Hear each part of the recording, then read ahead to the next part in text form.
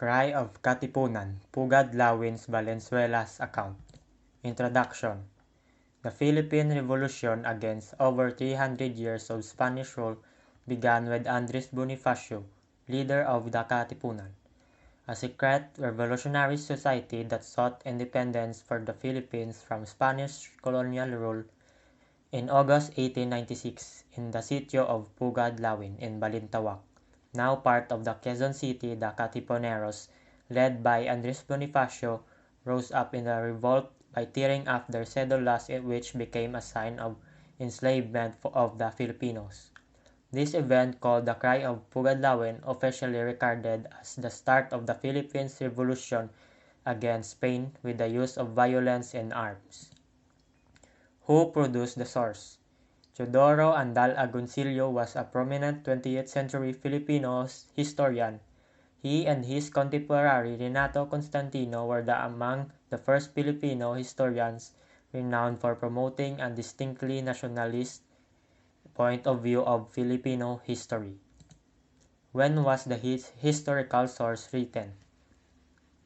Teodoro Agoncillo wrote in 1956 that it took place in Pugadlawin on August 23, 1896, based on Pius Valenzuela's statement. Account by Milagros Guerrero, Emmanuel Encarnacion, and Ramon Villegas claim the event to have taken place in Tandang Sora's barn in Golod Barangay Banlat, Quezon City.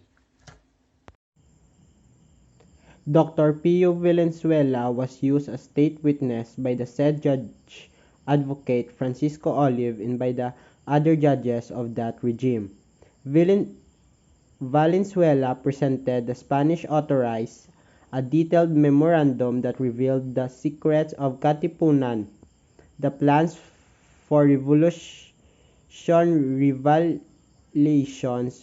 which jeopardized Dr. Jose Rizal and other activists and Katipuneros.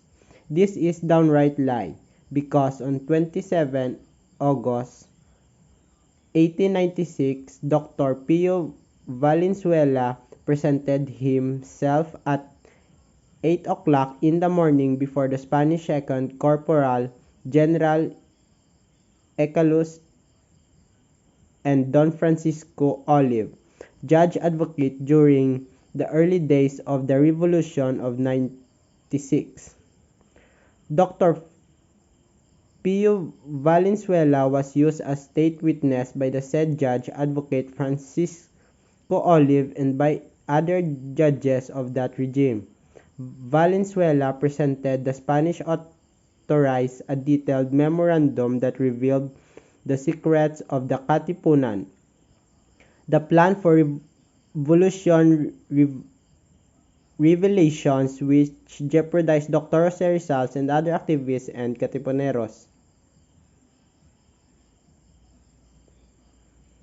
Teodoro Plata, the undersigned, and Pio Valenzuela did not oppose the idea of an uprising in vain, nor did they have reason to flee. Rather than Pantas, Valenzuela and Plata were sent by Andres Bonifacio from Pugadlawin on a particular errand. Although it fulfilling their respective assignment, they were arrested, tortured, and incarcerated.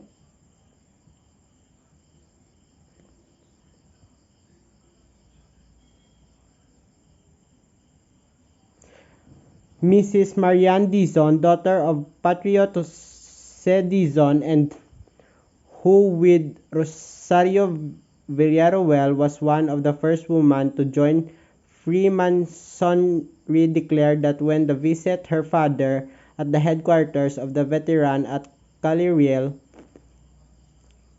Intramuros, Dr. Valenzuela was brought face to face with her father. The latter, unable to contain himself, grabbed Valenzuela by neck to strangle him, thanks to the guards who grabbed Jose Dizon's hands, fracturing them. We still have with us our dear doctor, Mr. Mariana Dizon, virtuous wife of Jose Torlano Santiago is still alive and can confirm that I have just manifested. Some of the persons cited who are still living can also confirm what I have manifested above.